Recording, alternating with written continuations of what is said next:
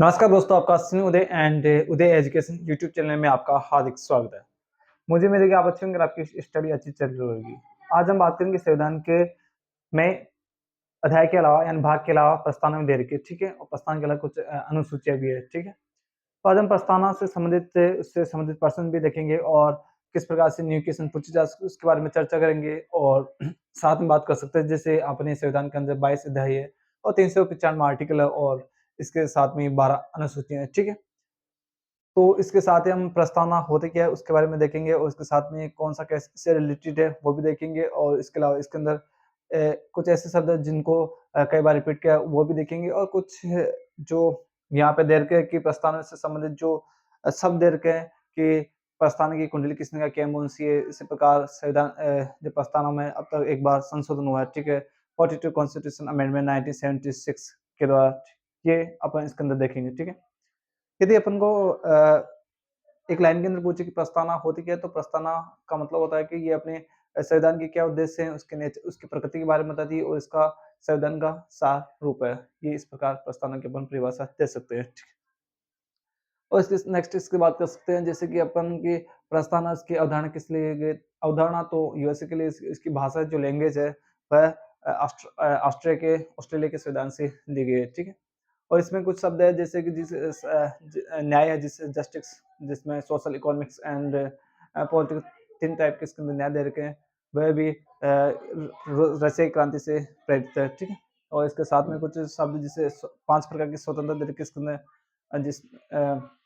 जिसमें विचार, अभिव्यक्ति, विश्वास, धर्म, उपासना की स्वतंत्रता। इस प्रकार अपन इसके अंदर चर्चा भी करेंगे और इसे केस रिलेटेड जिसमें बेरबारी जो 1960 वाला केस है उसके साथ में केशवानंद भारती वाला केस है वो भी इसके अंदर चर्चा के अंदर रहा, ठीक है?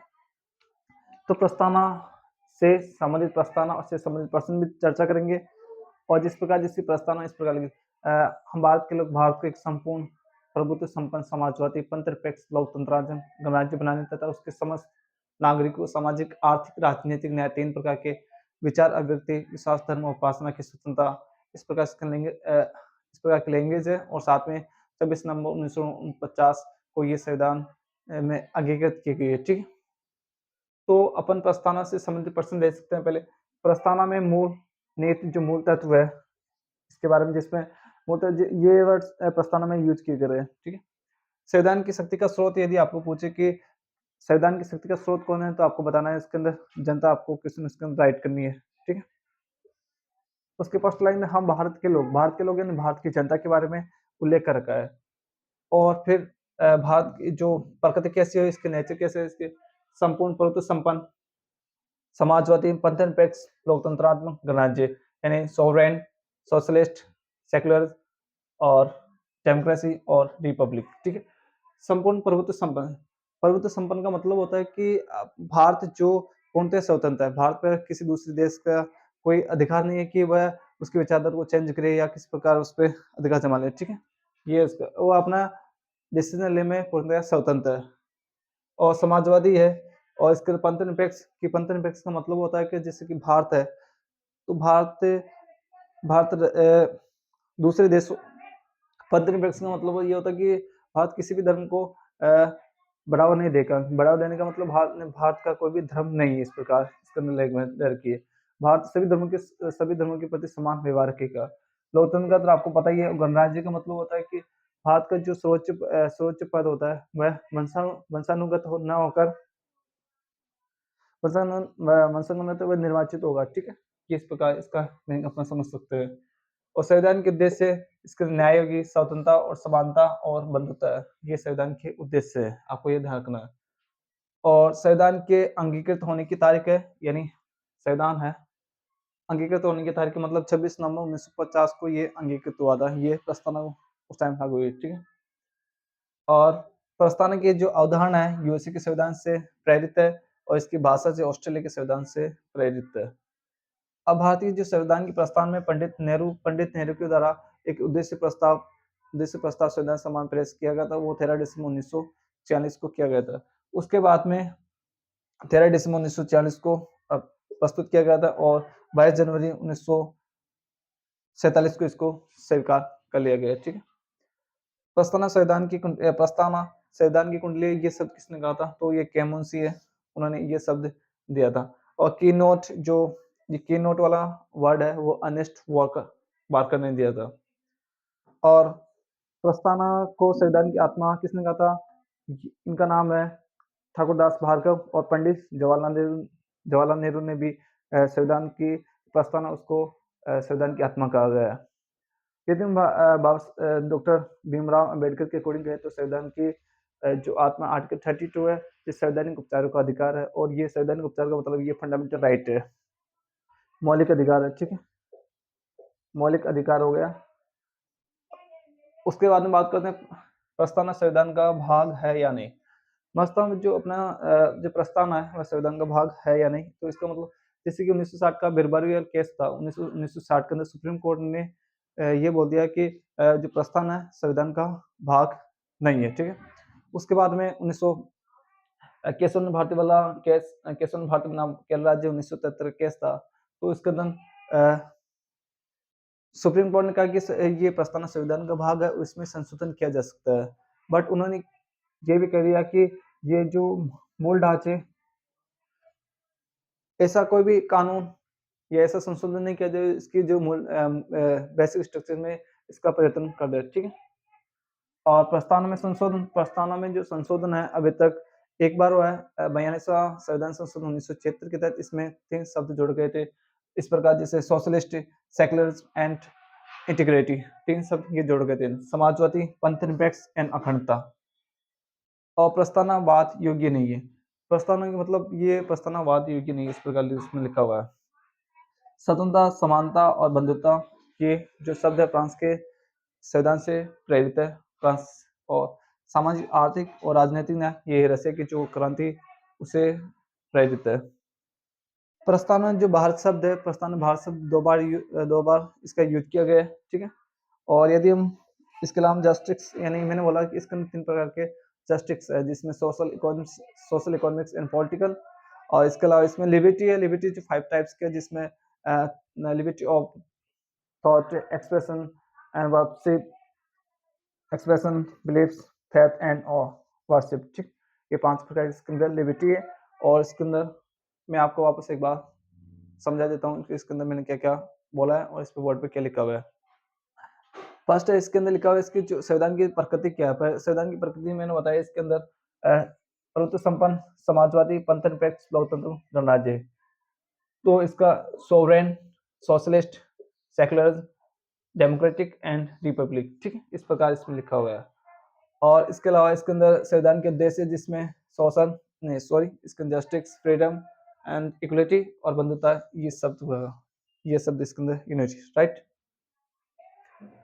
और आपको यह ध्यान कि संविधान, ये जो प्रस्तावना को कब इसको स्वीकार किया गया, तो स्वीकार करने की तारीख मैंने आपको बताई कि इसको 22 जनवरी 1947 इसको स्वीकार किया गया। इसको संविधान के अंदर कब इसके अंदर अंगीकृत किया, तो 26 नवंबर 1949 को इसमें लिखा हुआ इस प्रकार।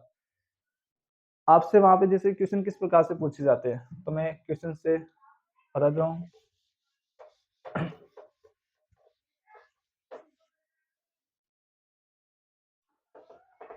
जैसे आप एसएससी सीजीएल का एग्जाम दोगे या सीएचएसएल का एग्जाम या स्टेट के जैसे कांस्टेबल से रिलेटेड या पटवारी है, तो एग्जाम दो, उसमें इस प्रकार क्वेश्चन पूछे जा सकते हैं। मैं आपके साथ बता सकता हूँ, जैसे कि आपको पूछ लेंगे कि जो प्रस्तावना है, प्रस्तावना को इसका इंग्लिश वर्ड क्या हो सकता है, इसका हिंदी में प्रस्तावना उद्देशिका भी कह सकते हैं इसे, ठीक है। और इंग्लिश में वर्ड कहते हैं इसे प्रीएम्बल, एक वर्ड याद कीजिए, प्रीएम्बल, ठीक है। प्रस्तावना होती क्या है, तो आपको बताना है कि संविधान का सार रूप है, संविधान का सार रूप है, सार रूप, ठीक है। और एक ये क्वेश्चन पूछ सकता है, इसके न्याय कितने हैं, न्याय कितने हैं, ठीक है, जिसमें इसको सामाजिक, आर्थिक और राजनीतिक न्याय है, राजनीतिक न्याय है, ठीक है। इस प्रकार इसमें लगा, जिसमें जस्टिस इंग्लिश में सोशल, इकोनॉमिक एंड पॉलिटिकल, इसके अंदर 3 प्रकार के इसके अंदर न्याय दर का है। उसके बाद में स्वतंत्रता, फ्रीडम या लिबर्टी,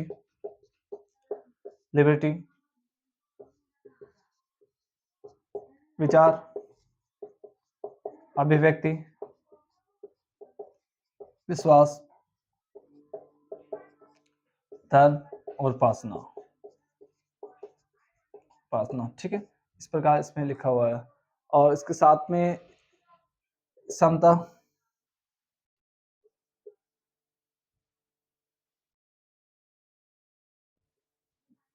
समता इसके अंदर प्रतिष्ठा, प्रतिष्ठा एवं अवसर, अवसर की समता, ठीक है।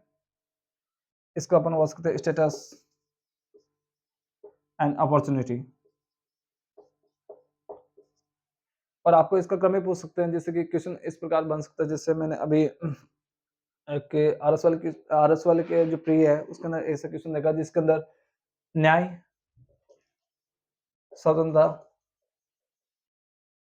और समता, इस प्रकार वहां पे ऑप्शन था, ए ऑप्शन, ऑप्शन बी। इनमें क्रम से रिलेटेड पूछ सकते हैं इसके अंदर आपसे, जिसमें ये इस प्रकार हो गया आपको ये। और इसके अलावा इसके अंदर एक तो बेरबारवेल केस आपको ध्यान याद रखना है, जिसमें 1960 वाला, जिसके अंदर जो प्रस्थान संविधान का भाग नहीं माना नहीं गया, और इसके अंदर केशवन भारती नाम के राज्य वाला केस है 1977 का। इसके अंदर प्रस्थान का संविधान का भाग मान लिया गया है, और इसके अंदर इसमें संशोधन भी किया जा सकता है, ठीक है। और इसके अंदर आपको एक तो 42वां कॉन्स्टिट्यूशन अमेंडमेंट 1976 वाला आपको याद करना है, जिसमें 3 नए शब्द जोड़े गए थे, जिसमें socialist, secular and integrity, right. ये ये इससे क्वेश्चन बाहर नहीं जाएगा लगभग। और आपको कुछ एक शब्द इनका ध्यान रखना है, जिसमें गणराज्य का मतलब क्या होता है। गणराज्य का मतलब है कि अपना जो भारत का जो सर्वोच्च पद है वह वंशानुगत नहीं होगा, इसके अंदर निर्वाचन होगा। जिस प्रकार की जो कि अपन ब्रिटेन की बात करते हैं, ब्रिटेन के अंदर जो वहाँ का जो पद है, जो सर्वोच्च पद होता है वहाँ पे राजतंत्र होता है, वहाँ पे कि वंश के अकॉर्डिंग चलता रहता है, ठीक है। ये आपको ध्यान रखना है। और इसके जो प्रस्तावना की अवधारणा किस लिए गई थी आपको पता होना चाहिए, यूएसए से ली गई, और इसकी जो भाषा है ऑस्ट्रेलिया के संविधान से ली गई थी। इसकी भाषा है ऑस्ट्रेलिया के संविधान से ली गई है, ठीक। और इसके अंदर जो सामाजिक आर्थिक और राजनीतिक इस किस क्रांति से या किस देश की क्रांति से प्रेरित है, तो आपको रशिया वाला बताना है। और प्रस्ताव में भारत शब्द 2 बार वर्ड यूज किया गया है, ये मैंने आपको बता दिया। और साथ में इस प्रकार आपके क्वेश्चन बन सकते हैं, जिसके अंदर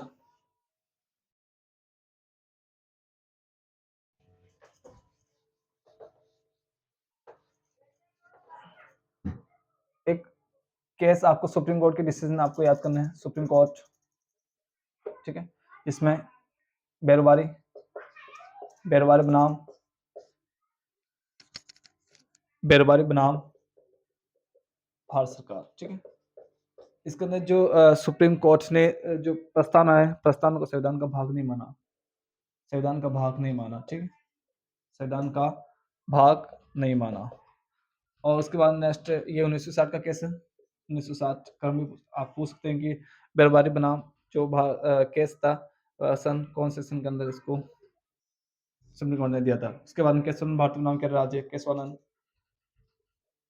भारती बनाम केरल राज्य, ये 1973 का केस है, ठीक है। इसके अंदर जो प्रस्तान को संविधान का भाग मान लिया गया, और साथ में सुप्रीम कोर्ट ने ये कहा कि आप इसके अंदर संविधान संशोधन कर सकते हो, इसके अंदर अमेंडमेंट कर सकते हो, बट आप इसके अंदर बेसिक स्ट्रक्चर है, इसके अंदर आप अमेंडमेंट नहीं कर सकते हो, संशोधन किया जा सकता है, भाग है इस प्रकार लिखा। और ये अंगीकृत की कब हुआ था, तो 26 नवंबर 1949 को ये अंगीकृत हुआ था, ठीक है। अंगीकृत का मतलब होता है कि अपना जो संविधान पूर्णतया इसके अंदर पूर्णतया लागू नहीं होता, और बाकी पूर्णतया जो अपना संविधान है 26 कंप्लीट संविधान लागू होता है 26 जनवरी 1950, ठीक है। और इसके साथ में एक जो वर्ड है कुंडली, संविधान की कुंडली किसने कहा, तो आपको के एम मुंशी वाला आप शब्द याद, के एम मुंशी, ठीक है। और आपको थोड़ी बहुत संविधान याद भी होनी ज़रूरी है, जिसके अंदर हम जैसे हम भारत के लोग भारत को एक संपूर्ण परत संपन्न समाजवादी पद निरपेक्ष लोकतंत्रात्मक गणराज्य बनाया तथा उसके समस्त नागरिकों को सामाजिक, आर्थिक और राजनीतिक न्याय 3 प्रकार के विचार, व्यक्ति विस्तार, धर्म और अवसर प्रतिष्ठा और स्वतंत्रता और लास्ट में आपको 26 नवंबर 1949 को अपना संविधान पूर्णतया अ, अंगीकृत हुआ था। उसके कुछ आर्टिकल लागू हुए थे और प्रस्तावना उस दिन लागू हुई थी। ठीक है? ये प्रस्तावना से रिलेटेड इस प्रकार के क्वेश्चन पूछे जा सकते हैं और इसके अलावा आपको एक तो आर्टिकल 21 है जो 22 भाग है, तो 22 भाग में से संविधान है अपना जो कॉन्स्टिट्यूशन है, कॉन्स्टिट्यूशन के अंदर टोटल कितने भाग है? टोटल भाग तो 22 है, बट उपभाग मिलाकर 25 हो गए अभी, ठीक है? जैसे उदाहरण 25 यदि हम बात कर सकते हैं जैसे कि एक जो सम राइट टू प्रॉपर्टी वाला है, उसको रिमूव कर दिया गया है, हटा दिया गया है। 7 कॉन्स्टिट्यूशन अमेंडमेंट 1956 को इसको हटा दिया गया है, ठीक है? और ये अभी जो अभी आईएएस के अंदर ये क्वेश्चन आया था कि संपत्ति का अधिकार क्या है? तो उसके अंदर फंडामेंटल राइट लिखा हुआ था, एक तो डीपीएस पे लिखा हुआ था और एक कानूनी अधिकार लीगल राइट। ये क्वेश्चन आना था वहाँ तो जैसे वहाँ आपका आंसर होगा कि जो संपत्ति का अधिकार है उन संपत्ति का अधिकार 1900 ये कानूनी अधिकार है, कानूनी अधिकार है, ये आपका अधिकार नहीं है, ठीक है? और हमारे जो अभी राजस्थान के अंदर तो राइट टू हेल्थ वाला मुद्दा राइट टू हेल्थ बिल काफ़ी चर्चा के अंदर आया है। उसके बाद में कुछ स्कीम्स हैं वो भी काफ़ी चर्चा जिसके चिरंजीवी स्वास्थ्य योजना है जिसके अंदर 25 लाख तक का बीमा कर दिया गया है, ठीक है?